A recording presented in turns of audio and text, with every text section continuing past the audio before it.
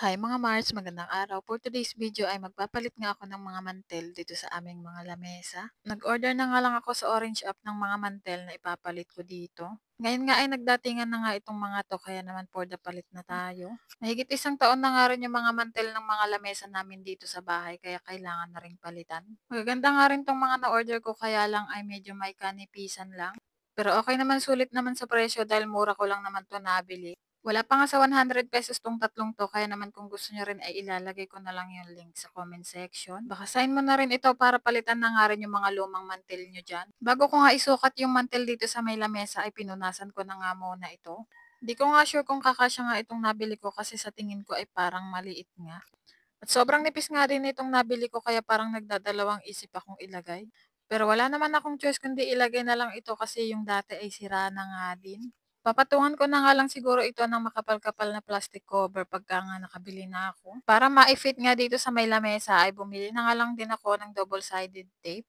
Tuwing maglalagay nga ako ng mantel dito sa may lamesa namin ay double-sided tape nga yung pinangdidikit ko. Pag hindi nga kasi nilagyan ng double-sided tape ay hindi nga siya mapipix dito sa mismong lamesa. Para naman nga maganda yung pagkakalapat dito sa lamesa ay kailangan talaga ipipix mo yung bawat gilid. Para na nga rin iwas sa lukot at punit. Eto nga't saktuhan lang din naman dito sa may lamesa namin. Sobrang nagandahan ko rin nga kasi kulay white nga ito at sunod sa uso. Nang matapos nga ako do'n sa dining table namin, eto namang lamesa dito sa loob ng kwarto. Hindi nga kagandahan 'tong lamesa na 'to pero napakalaki ng pakinabang nito sa'min. Dito nga kasi yung nagiging area ko nga kapagka nga nag-e-edit ako ng mga vlogs at itong bata naman ay dito naman din gumagawa ng assignment niya. Kaya naman kahit na gutay-gutay na nga yung lamesa na 'yan ay hindi ko nga magawang mai-let go. Maganda rin naman na may lamesa nga sa loob ng ating mga kwarto para nga naman may pagpatungan tayo ng ibang mga gamit-gamit. Kapagka nga nakaluwag-luwag ako ay magpapagawa ako ng mas maayos-ayos na lamesa para dito nga sa kwarto namin. Anyway, natanggal ko na nga yung dating mantel niya at ikakabit ko na nga itong bago.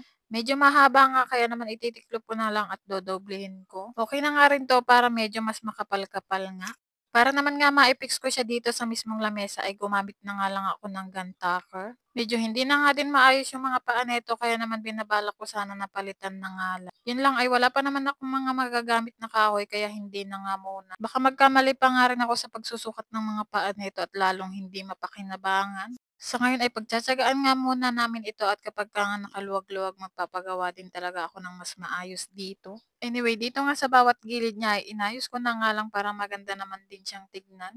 Eto lang din talagang mga paa niya yung pinoproblema ko dito nga kasi bali-baliko na nga din 'tong mga 'to. Sobrang dami na nga ring pinagdaanan ng lamesa na 'to. Ito nga kasi yung pinagpapatungan nila noon nung naggagawa nga dito sa bahay. Kumuha nga ako ng martilyo dito at pinukpok ko nga yung mga paa kong nakausli dito sa bandang paa. Inayos ko na nga rin dito yung sa may bandang paanan niya dito sa likod kasi nga hindi nga pantay. Kinatangan ko na nga lang ng karton para nga magpantay. Inayos ko na nga rin 'tong ring light ko tapos itong mga gamit dito sa may ilalim. Dito ko na nga lang din ilalagay sa ilalim yung mga ibang gamit sa pag-aaral ng batang makulit.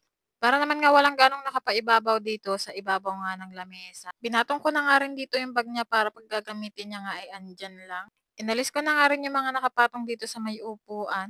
At ito na nga yung mga naging resulta ng aking mga DIY na mantel dito sa bahay. Sobrang nagustuhan ko nga kasi mala-aesthetic din naman tignan kahit papano. At mas maayos na nga rin kaysa nga sa dati. At yun lang naman for today. Salamat sa inyong panonood.